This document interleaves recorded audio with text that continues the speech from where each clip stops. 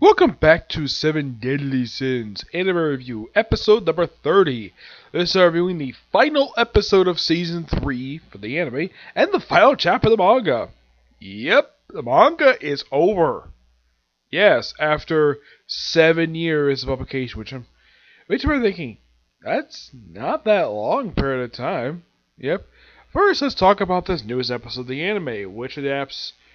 Apparently, it looks like, according to line, adapts from chapters 260, 265, 268, 272, and 285.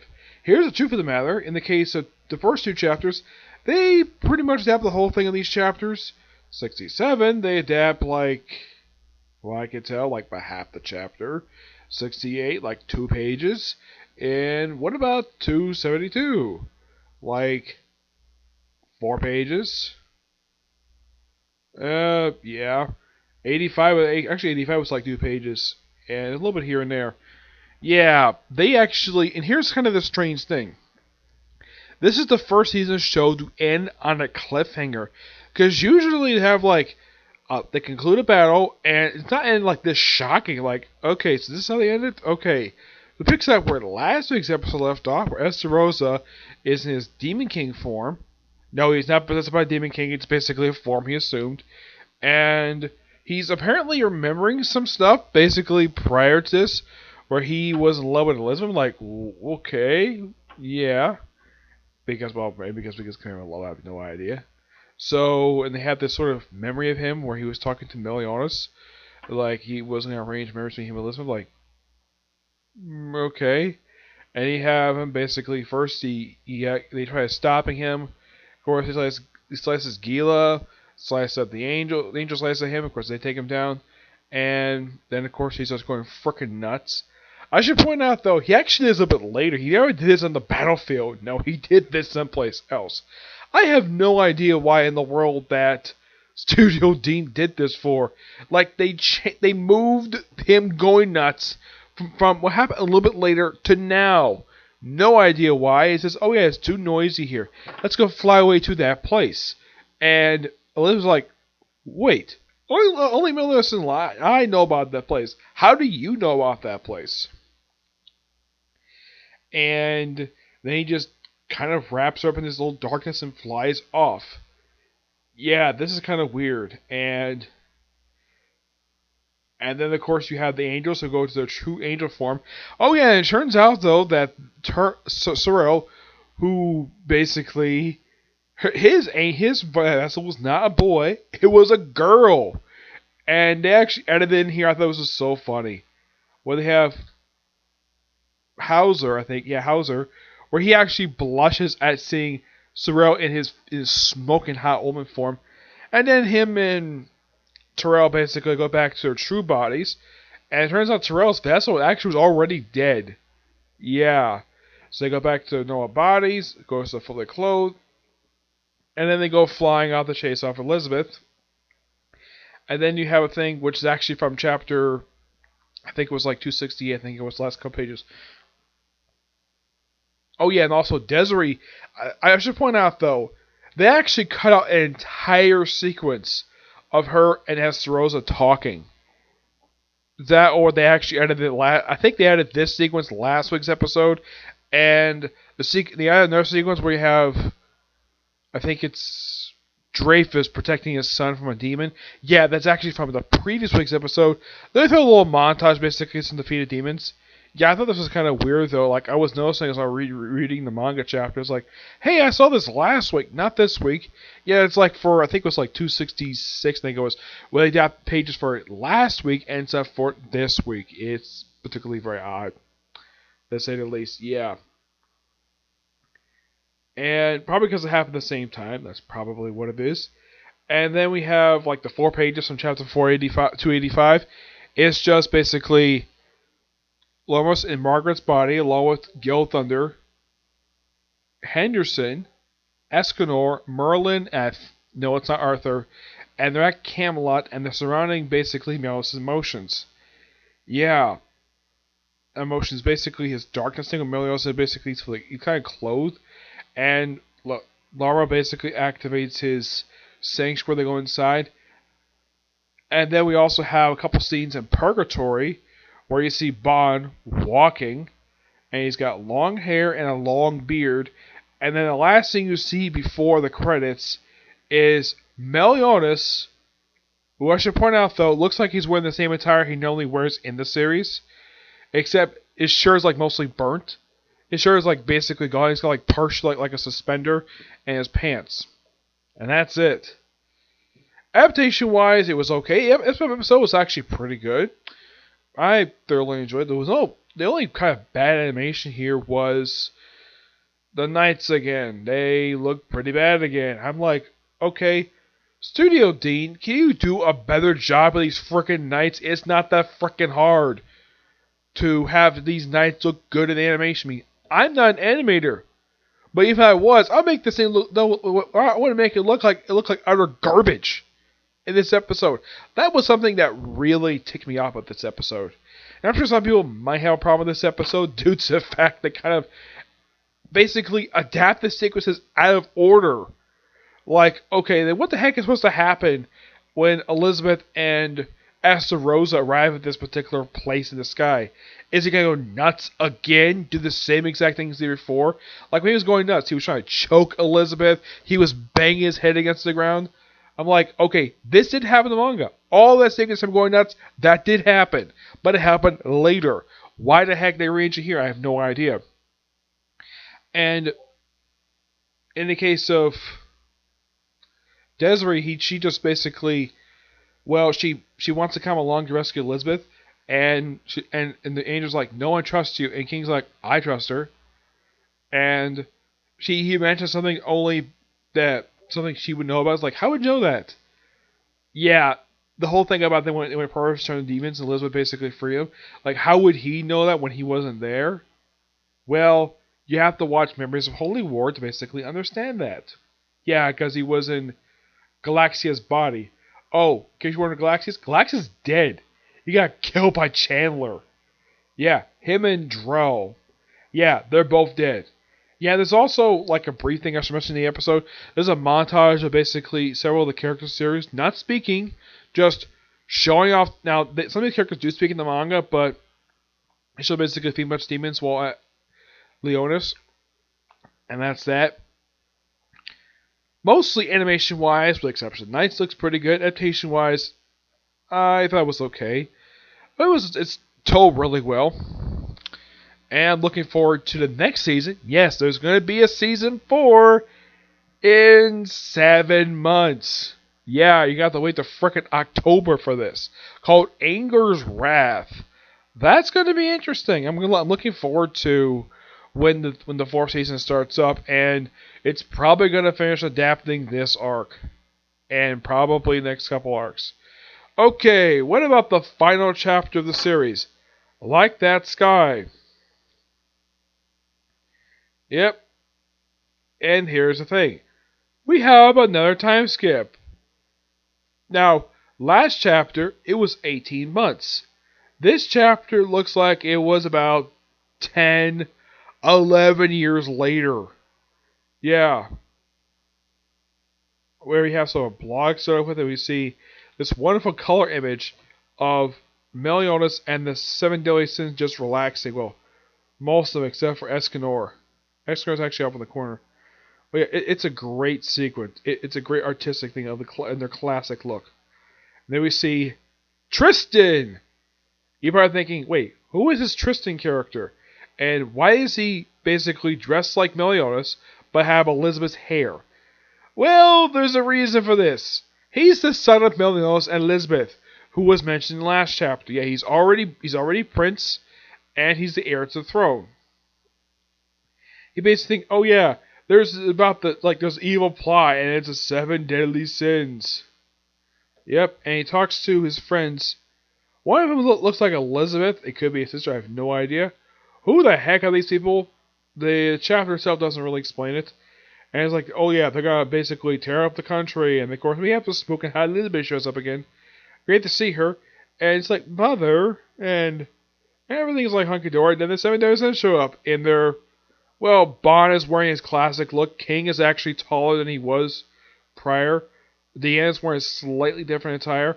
Gothar's wearing his usual look. Meliodas is wearing completely different outfits. The only character looks like he's wearing the same outfit as Bond. It's them and so they're like evil plot. Nope, not really. Yeah, and of course Deanne and King basically are just so they think he looks like that talks about Tristan. It's Tristan. He looks like you two. What a cutie. It's true. Now screws our own kid. Yeah, apparently they have a kid now. Okay, who is their kid? They never say. Also, where the heck is Bond's son, Lancelot? Yeah, he doesn't make an appearance this chapter. Nope. Basically, and here Tristan basically saw it. He's talking with the kingdom's like, so you got good job. Can't let you know. And it's like, no, my father's villain. And yeah, trying to charge him. It's like holding that Tristan pushing you like, and I was like, wait, you want to go Holy Knight? Because you approach, it does. Oops, I mean, enough talking. What a funny father and son. That's like Captain for you. That's you. Yeah, it turns out the whole thing was just a big fat lie. Yeah. And I like the fact that the previous king is still alive. And I think it's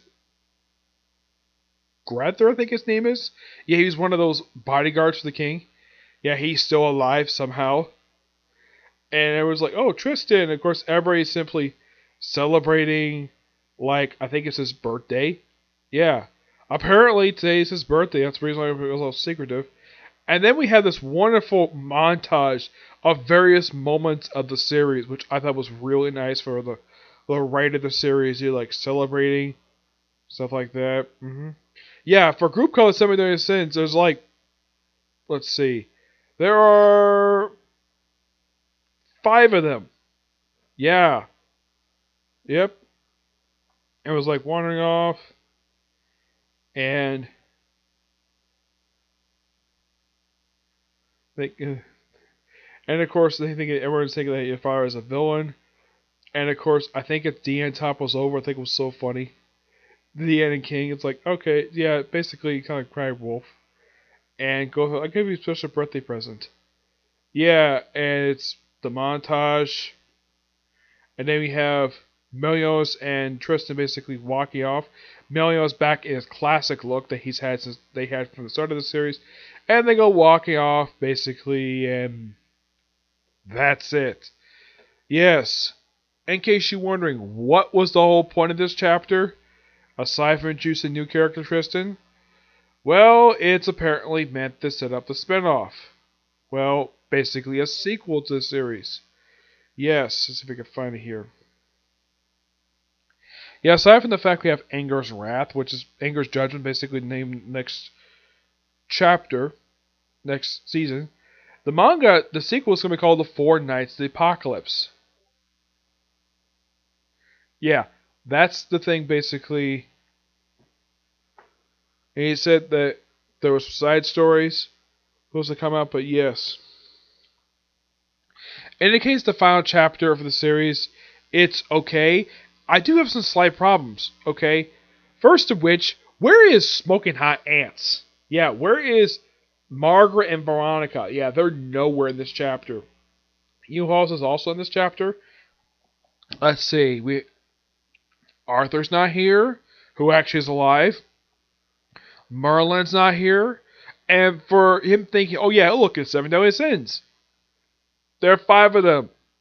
Escanor's still dead. There's no mention of him at all. This whole chapter. And what happened to, like, did his aunts get married to the guys they love who happen to be cousins? Never stated what happened to them. I kind of thought, though, maybe we actually would focus on, like, in this chapter here, that we would focus on, like, what the other characters were up to. And apparently King and Deanne do have a kid. They don't say what name of it is. Like, I don't know if it's a boy or a girl. Also, it's completely unknown, like, what happened with... And where's Elaine? Yes, and where's Bond's son, Lancelot? He is nowhere to be seen this whole chapter. If you look at this chapter, they introduced one new character, Tristan.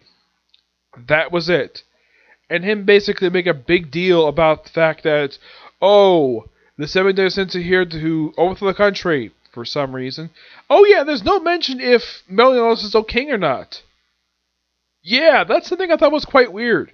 Like, he's supposed to be the king of the country, and yet there's no mention of him being king. Or even Elizabeth being king. Like, who the heck is the king of Leonis? It's like, was that plot point ignored from last chapter? I have no idea. This chapter was kind of a bit of a letdown. It's nice to see some characters again. It's interesting to see Gosser basically wearing a shirt. I thought that was kind of odd. Now, basically, Tristan's grandfather is still alive. I'm not surprised about that. Is he still king? No idea. The chapter never explains that at all. And, like, I like the montages they do in the chapter. I thought it was great. But this chapter just felt like it was, though, setting up the sequel. That was pretty much what this chapter was. Setting up the sequel series that who knows when it's going to come out. That's really the whole point of this chapter. Set up the next series. So you can kind of say that the last chapter could have been the final chapter of the series, but this one was. Yep. Oh, no idea who those friends of his were. They don't say their names. They look very similar to the Seven Deadly Sins. One looks like King in this fat form. Yeah, they appear for like one panel and that's it. I thought it was interesting how Tristan basically had his mother's hair, but he has his father's face. I thought that was kind of interesting. Yeah. And like usual for Shonen, basically, we have the male lead of the series when he marries his female love interest, and they have a time skip. What's the first child? What's the first gender? What's the first child they have, and what the gender usually is? Usually, it's a boy. Every single one I've read, basically, this has happened, except one. The only series, basically, this has happened, where this has not happened, was Tokyo Ghoul Re. Do you know what child they did have post-time skip? They had a girl! Yes, they had a freaking girl! Which, gotta get praise for the writer of Tokyo Ghoul, basically, for breaking the traditional mold. Basically, goes almost every single one I've seen has had a boy first. I mean, look at Goku. Series still going, and yet he has 2 sons. Vegeta's got a boy and girl. Of course, Krillin's got a girl.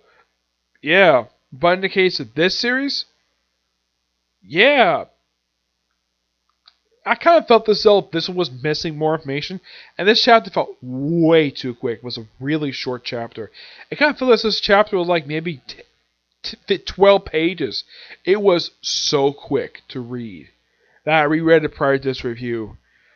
What ranking do I give this final chapter? I'm going to give it an 8. Because it's a big step down from last chapter. And, like, reading this chapter, like, the biggest question of this whole chapter is, where the heck is Merlin? Yes, where is Merlin? There's no mention of her at all. Her Arthur, there's no mention of her. There is no mention of Elaine. She's nowhere to be seen. It's kind of like, yeah, even though this is the end, but sequel series, who knows what's coming out? I think the same writer's going to do it. Possibly, yes. But one thing I'm looking forward to is Season 4, Anger's Judgment. That is going to be interesting. Which one I can tell is probably going to finish adapting New Holy War. And, of course, going to probably go through the entirety of Demon King arc. Probably not very far with. My guess is it's probably not going to take that much time with it. My guess. Yeah.